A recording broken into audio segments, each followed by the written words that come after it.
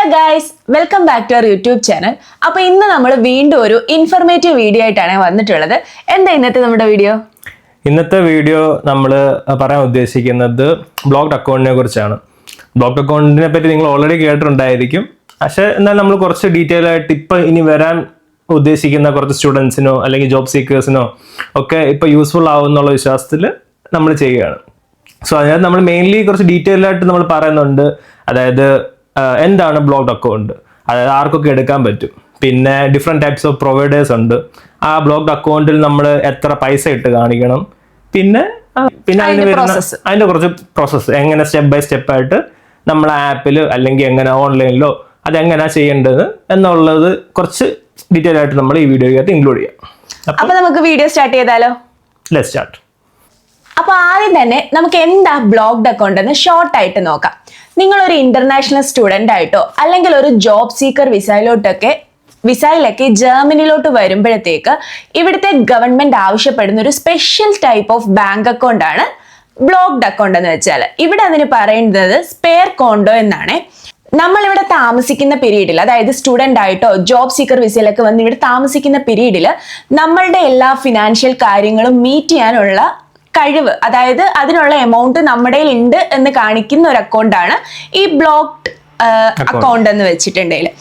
അത് മെയിൻ ആയിട്ട് അതിന്റെ പേര് പറയുന്നത് പോലെ തന്നെ നമുക്ക് അതിലുള്ള പൈസ മന്ത്ലി വിഡ്രോ ചെയ്യാനാണ് അലൗഡ് ആയിട്ടുള്ളത്. അല്ലാതെ ഇപ്പൊ നമ്മൾ ഇവിടെ വന്നു കഴിഞ്ഞാൽ ഉടനെ നമുക്ക് ആ പൈസ മൊത്തത്തിൽ വിഡ്രോ ചെയ്യാന്നുള്ളത് നടക്കത്തില്ല.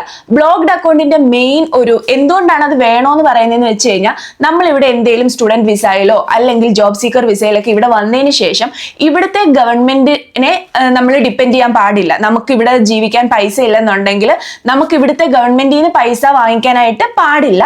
അതിന്റെ ഒരു സെക്യൂരിറ്റിക്ക് വേണ്ടിയാണ് നമുക്ക് വിസ ഇഷ്യൂ ചെയ്യുന്നതിന് മുമ്പ് ഇങ്ങനെ ഒരു ബ്ലോക്ക്ഡ് അക്കൗണ്ട് വേണമെന്ന് പറയുന്നത്. അപ്പൊ അതാണ് ബേസിക്കലി ബ്ലോക്ക്ഡ് അക്കൗണ്ട്. അപ്പൊ സെക്കൻഡ് പോയിന്റ് എന്ന് പറയുന്നത് നമ്മൾ എത്ര എമൗണ്ട് വേണം ബ്ലോക്ക്ഡ് അക്കൗണ്ടിൽ ഇട്ട് കാണിക്കാൻ വേണ്ടി എന്നുള്ളതാണ്. അതിൽ ഇപ്പം കറന്റ് 2025 ഇതനുസരിച്ച് എനിക്ക് തോന്നും 11,208 സംതിങ് അങ്ങനെ എന്തോ ആണ് നമ്മൾ അത്ര യൂറോസ് നമ്മളിട്ട് കാണിക്കണം. അത് നമ്മുടെ 1 ഇയറിലേക്ക് വേണ്ടിയുള്ള നമ്മുടെ എക്സ്പെൻസസ് മീറ്റ് ചെയ്യുന്ന എമൗണ്ട് ആണ് 11,200 സംതിങ്. അപ്പൊ അതിൽ നിങ്ങൾക്ക് ഇപ്പൊ നേരത്തെ പറഞ്ഞ പോലെ നമുക്ക് അത്രയും പൈസ നമുക്ക് ഒറ്റയടിക്ക് കിട്ടത്തില്ല. നമുക്ക് എല്ലാം ഇവിടെ വന്ന് പ്രൊസീജിയേഴ്സ് എല്ലാം സെറ്റ് ചെയ്ത് കഴിയുമ്പോൾ നമുക്ക് അതിൽ ഇപ്പോൾ മന്ത്ലി നമുക്ക് നമ്മുടെ എക്സ്പെൻസ് മീറ്റ് ചെയ്യാൻ വേണ്ടി ബാങ്ക് നമുക്ക് ഇത്ര എമൗണ്ട് തരും. അതായത് എനിക്ക് തോന്നുന്നു അതിന്റെ ഡിവൈഡ് ബൈ 12 ചെയ്യുമ്പോൾ 934 അങ്ങനെ എന്തോ തോന്നുന്നു. അപ്പൊ അത്ര എമൗണ്ട് നമുക്ക് നമ്മുടെ എക്സ്പെൻസിന് വേണ്ടി ബാങ്ക് നമ്മുടെ ഇവിടുത്തെ അക്കൗണ്ടിലോട്ട് ആ പൈസ പ്രൊവൈഡ് ചെയ്യും. അപ്പം അത് വേണം നമുക്ക് നമ്മുടെ എക്സ്പെൻസിന് വേണ്ടി യൂസ് ചെയ്യാൻ വേണ്ടി. അപ്പോൾ നമ്മൾ ഈ പറഞ്ഞ 11,000 സംതിങ് യൂറോ എന്ന് പറയുന്നത് നമ്മുടെ 1 ഇയറിലേക്ക് വേണ്ടിയുള്ള നമ്മുടെ എക്സ്പെൻസസ് മീറ്റ് ചെയ്യാൻ വേണ്ടിയുള്ള പൈസ മാത്രമാണ്. ഇപ്പം നമ്മൾ ലേറ്റർ ഓൺ നമ്മുടെ സെക്കൻഡ് ഇയറിൽ നമുക്ക് വിസ എക്സ്റ്റൻഷൻ ഒക്കെ പോകാൻ നേരത്തെ ചില ഇമിഗ്രേഷൻ ഓഫീസർ നമ്മുടെ അടുത്ത് പറയും, ചില സിറ്റി ടു സിറ്റി അത് വേരി ചെയ്യായിരിക്കും. ചിലർ നമ്മുടെ അടുത്ത് പറയുമായിരിക്കും ഇത്ര എമൗണ്ട് നമ്മുടെ ജർമ്മൻ അക്കൗണ്ടിൽ, ബ്ലോക്ക്ഡ് അക്കൗണ്ട് അല്ല ജർമ്മൻ അക്കൗണ്ടിനകത്ത് കാണിക്കണം എന്ന് പറയായിരിക്കും. അത് വേരി ചെയ്യുമായിരിക്കും. ചിലർ പറയും, ചിലർ പറയത്തില്ല. അതിന്റെ ഒരു സ്റ്റേറ്റ്മെന്റ് ഒക്കെ നമ്മളവിടെ കാണിക്കേണ്ടി വരും വിസ എക്സ്റ്റൻഷന് പോകാൻ നേരത്ത്. പക്ഷെ അത് ഇതുമായിട്ട് ഡിപ്പെൻഡ് ചെയ്യുന്ന കാര്യമല്ല, അത് എക്സ്ട്രീംലി വേറൊരു കേസാണ്. അതിന് ചുമ്മാ പറഞ്ഞതേ ഉള്ളൂ. നെക്സ്റ്റ് പോയിന്റ് എന്ന് വെച്ചാൽ ആർക്കൊക്കെയാണ് ഈ ബ്ലോക്ക്ഡ് അക്കൗണ്ട് വേണ്ടതെന്നാണ്. നോർമലി നമ്മൾ ബ്ലോക്ക്ഡ് അക്കൗണ്ട് വേണമെന്ന് പറയുന്നത് ഇവിടെ സ്റ്റുഡന്റ് വിസയിൽ വരുന്നവരും ജോബ് സീക്കർ വിസയിലും വരുന്നവരൊക്കെയാണ്. അതായത് നോൺ EU സിറ്റിസൺസിനാണ് മെയിൻ ആയിട്ട് ഈ ബ്ലോക്ക്ഡ് അക്കൗണ്ട് വേണ്ടത്. ഇവിടുത്തെ യൂറോപ്യൻ യൂണിയനിലുള്ള വേറെ രാജ്യങ്ങളിൽ നിന്ന് വരുന്ന ആൾക്കാർക്ക് ഈ ബ്ലോക്ക്ഡ് അക്കൗണ്ടിന്റെ ആവശ്യമില്ലേ. അല്ലാതെ എന്തെങ്കിലും സ്കോളർഷിപ്പ് കിട്ടിയിട്ടോ അങ്ങനെയൊക്കെ ഇവിടെ പഠിക്കാൻ വരുന്നവർക്കൊന്നും ഈ ബ്ലോക്ക്ഡ് അക്കൗണ്ട് കാണിക്കേണ്ട ആവശ്യമില്ല.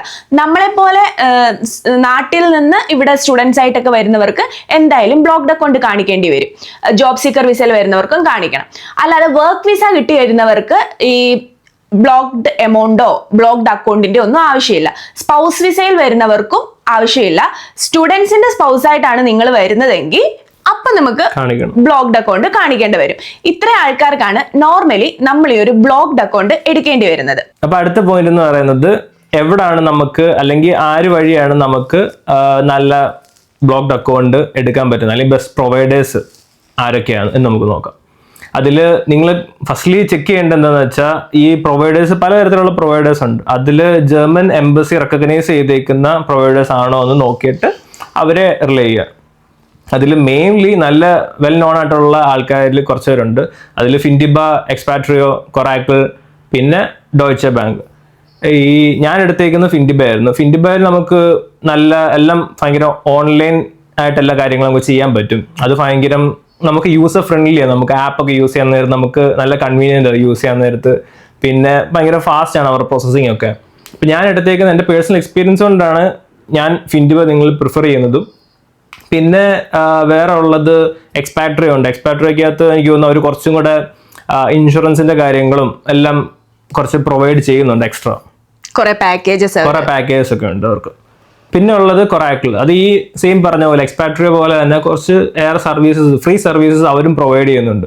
അപ്പോൾ ഈ മൂന്നും അത്യാവശ്യം നല്ല വെൽ നോൺ ആയിട്ടുള്ള ഒരു സർവീസ് പ്രൊവൈഡേഴ്സ് ആണ് നമ്മുടെ ബ്ലോക്ക്ഡ് അക്കൗണ്ട് എടുക്കുന്നതിന് വേണ്ടി. പിന്നെ ഉള്ളതാണ് നമ്മുടെ ഡോയ്ച്ചെ ബാങ്ക്. അതൊരു ട്രഡീഷണൽ ആയിട്ടുള്ള ഒരു ബാങ്ക് ആയതുകൊണ്ട് ഇവരുടെ പ്രോസസ്സിംഗ് ഒക്കെ ഭയങ്കര ലാഗാണ്. പേപ്പർ വർക്ക് ഒക്കെ കുറച്ച് കൂടുതലുണ്ട്.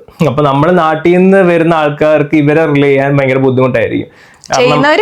ചെയ്യുന്നവരും കാണും, പക്ഷെ ഭയങ്കര ലാഗാണ് അവരുടെ കാര്യങ്ങളൊക്കെ. പ്രോസസ്സിംഗ് ഒക്കെ ഭയങ്കര ടൈം എടുക്കും. പിന്നെ ഇത്തരം പേപ്പർ വർക്കിന്റെ നമ്മൾ നാട്ടിൽ ചെയ്യുമ്പോൾ നമ്മളെല്ലാം ഓൺലൈനിൽ ചടപടയെന്ന് ചെയ്യാൻ നോക്കുന്ന ആൾക്കാർക്ക് നമുക്ക് ഇവരെ റിലേ ചെയ്യാൻ പറ്റത്തില്ല. അപ്പൊ ഈ 4 എണ്ണമാണ് മെയിൻ ആയിട്ട് വരുന്ന സർവീസ് പ്രൊവൈഡേഴ്സ്.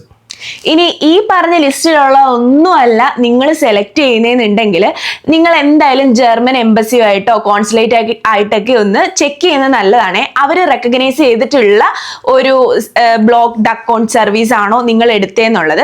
അല്ലെന്നുണ്ടെങ്കിൽ എന്തെങ്കിലും റിജക്ഷനും കാര്യങ്ങളും ഒക്കെ വരാൻ സാധ്യതയുണ്ട്. കാരണം ഇപ്പോൾ ഒരുപാട് വിസ ചെയ്യുന്നവരും ബ്ലോക്ക്ഡ് അക്കൗണ്ട് തരുന്ന ഏജൻസികളും ഒക്കെ കാണുമല്ലോ. റിജക്ഷന്റെ മാത്രമല്ല, നമുക്ക് അറിയാത്തവരിൽ നമ്മൾ ഇത്രയും പൈസ നമ്മൾ ഇവര് വഴിയാ പൈസ മാറുന്നു. അപ്പം അത് ഭയങ്കര ഒരു നമ്മുടെ അത്രയും പൈസ ചെറിയ എമൗണ്ട് അല്ലല്ലോ. നമ്മൾ 11,000 സംതിങ് എന്ന് പറയുന്നത് അത്രയും 11 ലക്ഷം 12 ലക്ഷം രൂപ അടുത്ത് വരുന്നുണ്ട്. അപ്പൊ നമ്മൾ അത്ര എമൗണ്ട് നമുക്ക് അറിയാത്തൊരു സർവീസ് പ്രൊവൈഡറിന് വഴി കൊടുക്കാതെ ജർമ്മൻ എംബസി റെക്കഗ്നൈസ് ചെയ്ത ആൾക്കാരാണോ നോക്കിയിട്ട് ചെയ്യുക. ഇനി അടുത്ത എന്താണെന്ന് വെച്ചാൽ നമ്മുടെ സ്റ്റെപ്പ് ബൈ സ്റ്റെപ്പ് പ്രോസസ്സാണ് ഈ ബ്ലോക്ക്ഡ് അക്കൗണ്ട് നമുക്ക് എങ്ങനെ സെറ്റ് ചെയ്യാൻ പറ്റും എന്നുള്ളത്. അപ്പോൾ ഫസ്റ്റ്ലി നേരത്തെ നമ്മൾ പറഞ്ഞല്ലോ, നമുക്ക് 4 പ്രൊവൈഡേഴ്സിന്റെ കാര്യം പറഞ്ഞല്ലോ. അപ്പോൾ അത് നിങ്ങൾക്ക് ഇഷ്ടപ്പെട്ട പ്രൊവൈഡേഴ്സ് ആരാന്ന് എങ്ങനെയാണെന്ന് വെച്ചാൽ നിങ്ങളുടെ ഇഷ്ടപ്രകാരം നോക്കിയിട്ട് അവരെ ചൂസ് ചെയ്യാം. എന്നിട്ട് അത് ഫസ്റ്റ്ലി ചൂസ് ചെയ്യുക, പ്രൊവൈഡേഴ്സും ചൂസ് ചെയ്യുക. സെക്കൻഡ് വൺ എന്ന് പറയുന്നത്, ഇപ്പം ഞാൻ എൻ്റെ കേസ് പറയുകയാണെങ്കിൽ ആ ഫിൻഡിബ ആയിരുന്നു ഞാൻ എടുത്തത്. അപ്പോൾ ഫിൻഡിബയുടെ ആപ്പ് ഡൗൺലോഡ് ചെയ്ത് അതിനകത്ത് നമ്മുടെ പേഴ്സണൽ ഇൻഫർമേഷൻ, പേഴ്സണൽ ഡീറ്റെയിൽസ്, നമ്മുടെ എല്ലാ കാര്യങ്ങളും, പാസ്പോർട്ട് നമ്പറും ഡീറ്റെയിൽസും എല്ലാം കൊടുത്ത് നമ്മളിങ്ങനെ പാസ്പോർട്ട് ഇങ്ങനെ പിടിച്ചുകൊണ്ട് നിന്നിട്ട് സെൽഫി ഒക്കെ എടുത്ത് നമ്മൾ ഫോട്ടോ അപ്ലോഡ് ചെയ്യണം വെരിഫിക്കേഷനൊക്കെ വേണ്ടി. അപ്പം അങ്ങനെയൊക്കെ ചെയ്ത് വെരിഫിക്കേഷനൊക്കെ കംപ്ലീറ്റ് ചെയ്യുക എന്നുള്ളതാണ് സെക്കൻഡ് പ്രോസസ്സ്. നമ്മൾ ഓൺലൈൻ ആയിട്ട് നമ്മുടെ അക്കൗണ്ട് ഓപ്പൺ ചെയ്യണം. നമ്മുടെ ഈ ഏത് പ്രൊവൈഡർ ആണോ നിങ്ങൾ ചൂസ് ചെയ്യുന്നത് അവരിൽ ഓൺലൈനായിട്ട് അക്കൗണ്ട് ഓപ്പൺ ചെയ്യാം. അങ്ങനെ അക്കൗണ്ട് നമ്മൾ എല്ലാം വെരിഫൈ ചെയ്ത് കഴിയുമ്പോഴത്തേക്കും, ഓപ്പൺ ആയി കഴിയുമ്പോഴത്തേക്കും അവർ നമുക്ക് ഈ ബാങ്കിൻ്റെ ആയിട്ടുള്ള ഒരു ഐബാൻ എന്ന് പറഞ്ഞാൽ നമ്മുടെ അക്കൗണ്ട് നമ്പർ നമുക്ക് തരും. ഈ ഐബാനിലോട്ട് നമുക്ക് ഡയറക്ട്ലി പൈസ അയക്കാൻ പറ്റത്തില്ലായിരുന്നു തോന്നുന്നു. അപ്പൊ എന്റെ കേസിൽ ഞാൻ ചെയ്തത് എങ്ങനെയാന്ന് വെച്ചാൽ വെസ്റ്റേൺ യൂണിയൻ വഴി എൻ്റെ ആ സമയത്ത് ഞാൻ ഇവിടെ വന്ന സമയത്ത് 8,000 സംതിങ് എന്തോ ആയിരുന്നു അന്നത്തെ റേറ്റ്.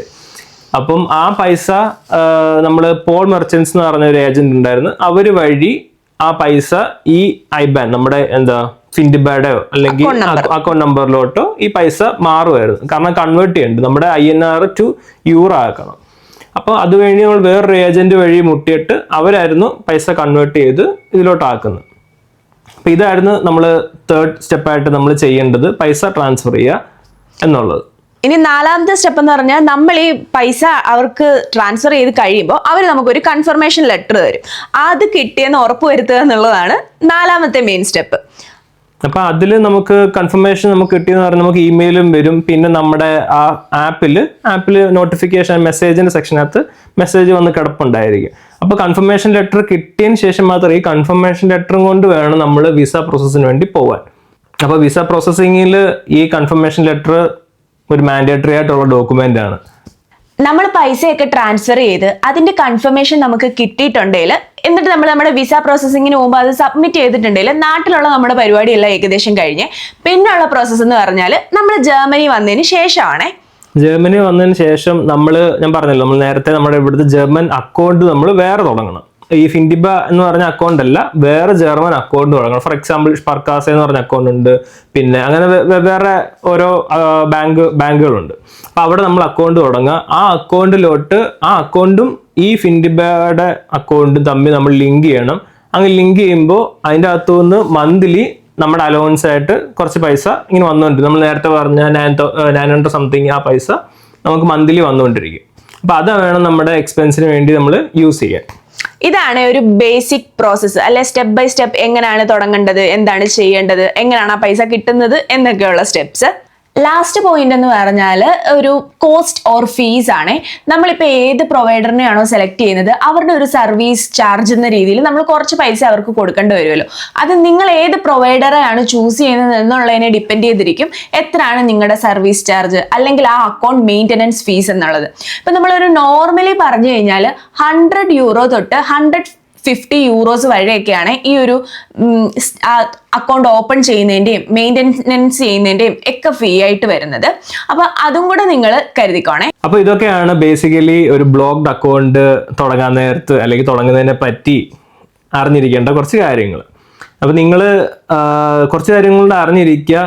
എന്താണെന്ന് വെച്ചാൽ നമ്മൾ നേരത്തെ നമ്മൾ പറഞ്ഞല്ലോ, പ്രൊവൈഡറിന്റെ കാര്യം പറഞ്ഞല്ലോ. നേരത്തെ പ്രൊവൈഡറിന്റെ കാര്യം പറഞ്ഞപ്പോൾ പ്രൊവൈഡർ ജർമ്മൻ എംബസി റെക്കഗ്നൈസ്ഡ് ആണോ എന്നൊക്കെ നോക്കി അത് ചെക്ക് ചെയ്യുക. എംബസിയുടെ കറണ്ട് റൂൾസ് എന്തൊക്കെയാണെന്ന് ചെക്ക് ചെയ്തിട്ട് അതനുസരിച്ച് ഏത് പ്രൊവൈഡറാണെന്ന് വെച്ചാൽ നിങ്ങൾ ചൂസ് ചെയ്യുക. പിന്നെ ബേസിക്കലി നമ്മൾ ആരും അങ്ങനെ തെറ്റ് വരുത്തത്തില്ല. കാരണം ഇത്ര എമൗണ്ട് നമ്മൾ ട്രാൻസ്ഫർ ചെയ്യുമ്പോൾ നിങ്ങൾ നോക്കുക കൃത്യം ആ പറഞ്ഞേക്കുന്ന എമൗണ്ടിനാണോ നിങ്ങൾ ട്രാൻസ്ഫർ ചെയ്യുന്നത്. 11,000 സംതിങ് എന്ന് പറയുന്ന അത്ര എമൗണ്ട് കൃത്യമായിട്ടാണോ നമ്മൾ ട്രാൻസ്ഫർ ചെയ്യുന്നതെന്ന് നോക്കുക. പിന്നെ ഒരു കാര്യം എന്ന് വെച്ചാൽ നിങ്ങൾക്ക് വിസ അപ്പോയിന്റ്മെന്റ് ഉള്ളതിന് കുറച്ചേറെ മുമ്പ് തന്നെ നിങ്ങൾ ഈ അക്കൗണ്ടിന്റെ കാര്യങ്ങളെല്ലാം സെറ്റ് ആക്കാൻ നോക്കണേ. ചിലപ്പോൾ ഈ ഓൺലൈൻ ആണെന്ന് പറഞ്ഞാലും ചിലപ്പം പ്രോസസ്സിംഗ് ടൈം ഒക്കെ ഓരോ പ്രൊവൈഡർ അനുസരിച്ച് മാറും. അതുകൊണ്ട് ഒട്ടും ഡിലേ ആവാതിരിക്കാൻ വേണ്ടിയിട്ട്, എല്ലാം ഓക്കെ ആവാൻ വേണ്ടിയിട്ട് വിസ അപ്പോയിന്റ്മെന്റിനൊക്കെ കുറച്ചേറെ മുമ്പ് തന്നെ ഈ ബ്ലോക്ക്ഡ് അക്കൗണ്ടും ബ്ലോക്ക്ഡ് എമൗണ്ടും എല്ലാം സെറ്റ് ആക്കി വെക്കുക. അപ്പൊ അത്രയുള്ള ഇന്നത്തെ നമ്മുടെ വീഡിയോ. ഈ വീഡിയോ നിങ്ങൾക്ക് യൂസ്ഫുൾ ആയിട്ടുണ്ടെങ്കിൽ എന്തായാലും ഞങ്ങളുടെ ചാനൽ സബ്സ്ക്രൈബ് ചെയ്യണേ. പിന്നെ വീഡിയോസ് ഒക്കെ കാണുക. അപ്പൊ നമുക്ക് വീണ്ടും വേറൊരു വീഡിയോ ആയിട്ട് കാണാവേ. Until then, bye. Bye.